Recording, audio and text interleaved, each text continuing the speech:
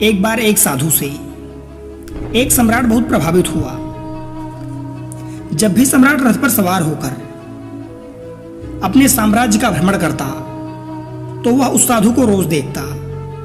वह साधु एक वृक्ष के नीचे बैठा रहता, अपनी मस्ती में मस्त, कभी बांसुरी बजाता, कभी नाचता हुआ, तो कभी कोई गीत गुनगुनाता और कभी चुपचाप बैठा रहता, आकाश के तारों को देखता रहता। सम्राट जब उसके पास से निकलता तो वह एक बार जरूर रुक जाता। उस साधु को देखे बिना उससे रहा ना जाता था। वह छुपकर उस साधु की मस्ती को देखता और फिर वहां से चला जाता। धीरे धीरे इतना रस आने लगा उस साधु में कि समय कब बीत जाता था उसे पता ही नहीं चलता था। वह सम्राट चुपचाप एक झाड़ी के पीछे छुपकर उस साधु की मस्ती को देखा करता था। उस साधु की मस्ती ऐसी थी कि सम्राट उसे देखता तो मस्त हो जाता। ये रोज का काम था। एक दिन वो सम्राट इतना भाव विभोर हो गया कि वो उस साधु के चरणों में गिरकर बोला कि महाराज, यहां मैं आपको अब और ज्यादा नहीं रहने दे सकता, क्योंकि बारिश का मौसम है और आप बारिश में इस पेड़ के नीचे कैसे रह सकते हैं। आप मेरे साथ मेरे महल में चलो, उस पर कृपा करो। ये सुनते ही वो साधु उठकर खड़ा हो गया, अपने झोले उठाए और कहा चलो। ये देखकर सम्राट को बड़ा आश्चर्य हुआ। सम्राट ने कहा तो था कि महल चलो, लेकिन प्रसन्न होता ये सुनकर कि फकीर कहता, कैसा महल, कहाँ का महल, हम जहां हैं वही मस्त हैं। हम महल वगैरह में नहीं रह सकते, हमने तो कपड़ों का त्याग किया है। सम्राट के मन में ये सब सुनने की इच्छा थी। अगर साधु ये कहता तो शायद सम्राट उनके चरणों में गिरकर थोड़ी और विनती करता, लेकिन साधु तो तुरंत चलने को तैयार हो गया। तो सम्राट थोड़ा सदमे में आ गया। उसने सोचा कि कहीं मैंने कोई गलती तो नहीं कर दी, इस आदमी ने कहीं मेरे साथ कोई चालबाजी तो नहीं की, ये कोई महल में घुसने की तरकीब तो नहीं लगा रहा कि ये यहां बैठकर बांसुरी बजाता रहा। इसका ये बांसुरी बजाना, ये मस्ती में नाचना कहीं मुझे फंसाने के लिए तो नहीं था। क्या ये शेर के शिकार के लिए बकरी तो नहीं बांधी गई थी। फालतू ही चक्कर में पड़ा। सम्राट ने सोचा कि अब तो कुछ कह भी नहीं सकता। इसने एक मौका भी तो नहीं दिया। इसने ये भी तो नहीं कहा एक बार भी कि नहीं, मैं मजे में हूं। क्या बारिश, क्या सर्दी, हमारे लिए सब एक है। सम्राट ने सोचा, क्या साधु है ये। आराम की बात आते ही तुरंत हाँ बोल दी। सम्राट के मन का सारा भाव भी खत्म हो गया। सम्राट ये सब कुछ सोच ही रहा था। तब तक साधु जी घोड़े पर चढ़कर बैठ गए। सम्राट को जिंदगी में पहली बार पैदल चलना पड़ रहा था, जबकि वो साधु बड़े मजे से घोड़े पर बैठकर जा रहा था। सम्राट के दिल को बड़ी चोट लगी कि ये तो हमने बड़ी जल्दबाजी कर दी, बहुत बड़ी गलती हो गई। लेकिन अब सम्राट अपनी बात से पलट भी नहीं सकता था, क्योंकि वो अपने वचन का पक्का था। सम्राट ने सोचा कि ये भी महल में पड़ा रहेगा, इतने लोग तो पड़े हैं, ये भी पड़ा रहेगा। लेकिन सम्राट के मन में उस साधु के लिए सम्मान खत्म हो चुका था। साधु तो महल में जाकर रहने लगा, लेकिन सम्राट को दिन प्रतिदिन कष्ट बढ़ने लगा, क्योंकि वह दिन भर मस्ती में रहता था। जब यही साधु उस वृक्ष के नीचे रहता था तो सम्राट के मन में उसके लिए आदर पैदा हो गया था, क्योंकि ये कैसा गजब का त्यागी है। साधु तो वृक्ष के नीचे भी बांसुरी बजाता था और महल में आकर भी वो बांसुरी ही बजाता था।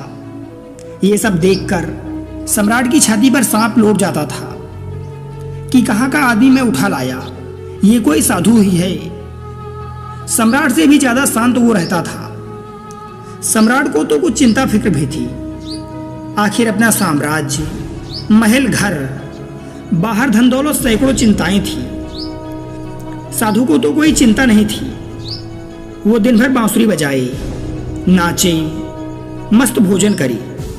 6 महीने किसी तरह से सम्राट ने बर्दाश्त किया, लेकिन बात बढ़ती गई। सम्राट के लिए सहना मुश्किल हो गया। एक दिन सम्राट ने कहा, महाराज, एक निवेदन करना है। अब मुझ में और आप में क्या फर्क है? साधु ने कहा, फर्क जानना चाहते हो? सम्राट ने कहा, हाँ महाराज। साधु ने कहा कि तुम 6 महीने क्यों फालतू परेशान रहे? ये बात तुम्हें उसी वक्त पूछ लेनी चाहिए थी जब मैं घोड़े पर बैठा था। ये तो मैंने देख ही लिया था। मैं जब झोला उठाकर राजी हुआ चलने को, उसी वक्त तुम्हारे चेहरे पर मैंने देख लिया था। ये प्रश्न तो उसी वक्त तुम्हारे भीतर था। अरे बेवकूफ, तुमने 6 महीने तक अपनी छाती क्यों जलाई? वही पूछ लिया होता। मैं झोला डालकर फिर वहीं बैठ जाता। किस बात का संकोच कर रहे थे तुम? लेकिन मैं प्रतीक्षा कर रहा था कि देखूं कब तक तुम पूछते हो। तो कल सुबह फर्क बता ही देता हूं तुम्हें, लेकिन हां, गांव के बाहर बताऊंगा। सुबह सम्राट जल्दबाजी में उठा। उत्सुक था यह जानने को कि क्या फर्क है। सम्राट ने सोचा कि क्या फर्क हो सकता है? मुझे तो कुछ भी फर्क नहीं लगता। खाना जो मैं खाता हूं वही वो खाता है, और मुझसे भी ज्यादा मांगे करता है। ये लाओ, वो लाओ। मैं जिस कमरे में रहता हूं उससे भी ज्यादा सुंदर कमरे में वो रहता है। मेरा 2-3 नौकरों से काम चल जाता है। वो पूरे दिन 15-20 नौकर साथ रखता है। इसकी जरूरतों का तो कोई अंत नहीं, मांगे ही चला जाता है। कपड़े इतने शानदार पहनता है कि मुझे कोई देखे तो समझे कि मैं इसका मंत्री हूं। ये खुद ही इस महल का सम्राट मालूम पड़ता है। कम से कम महल के बाकी लोग मुझसे डरते तो हैं। इसकी आंखों में डर नाम की कोई चीज ही नहीं है। बस पूरे दिन बिना किसी चिंता के बस मस्त बांसुरी बजाता रहता है। आज मैं भी देखूं क्या फर्क बतलाता है। सम्राट सुबह सुबह उठकर कमरे में पहुंच गया। वहां जाकर देखा तो साधु ने वही पुराने कपड़े पहने हुए थे जो वो उस वृक्ष के नीचे पहनकर बैठता था। उसी झोले को अपने हाथ में उठा रखा था और दूसरे हाथ में बांसुरी लिए खड़ा था। सम्राट ने कहा, चलिए महाराज। दोनों महल के बाहर निकल आए।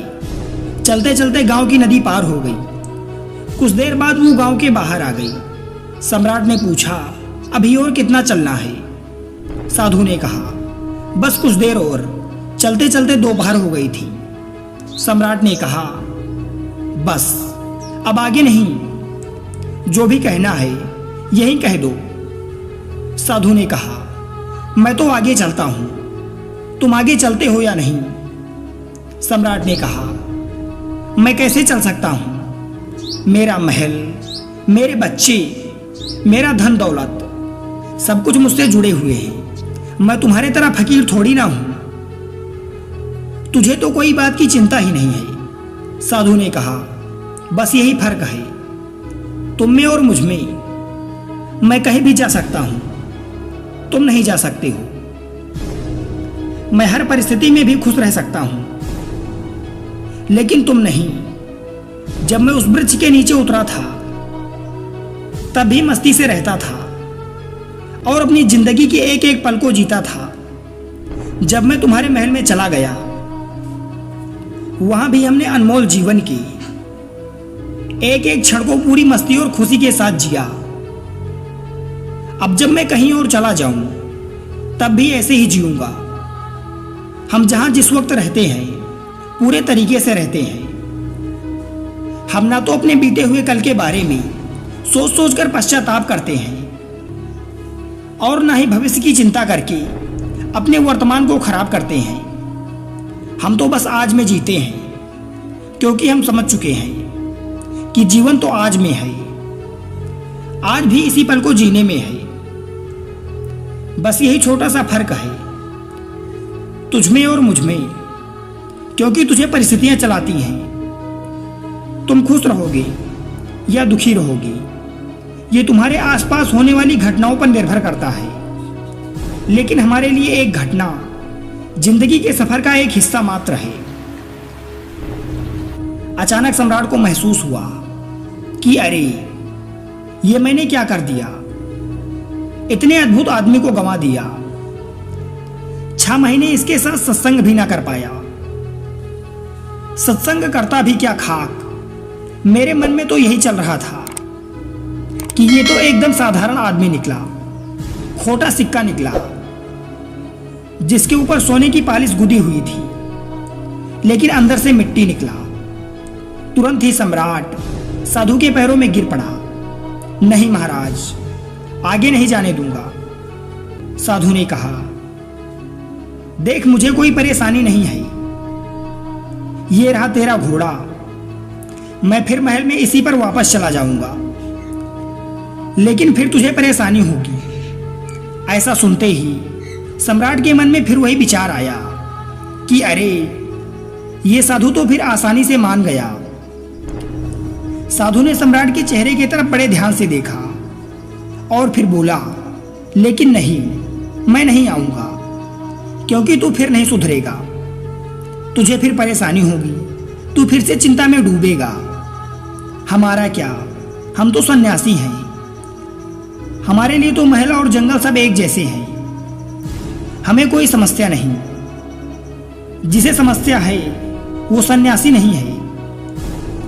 मेरी बांसुरी जैसे महल में बजती थी, वैसे ही जंगल में बजेगी, बजती रहेगी।